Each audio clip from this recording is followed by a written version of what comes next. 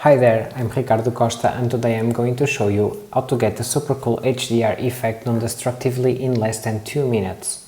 I have already my photo open here. You will find the download link in this video description.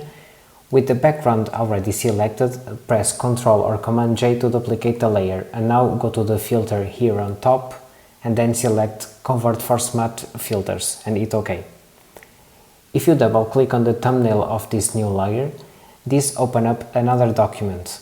Now you can go here on top to Image and Adjustments and then HDR Toning.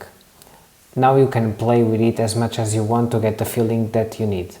So I'm just gonna hit OK, click here yes for the first, and then I'm gonna select a preset by clicking on the preset drop down menu, and for this example I'm gonna choose photorealistic high contrast and hit OK.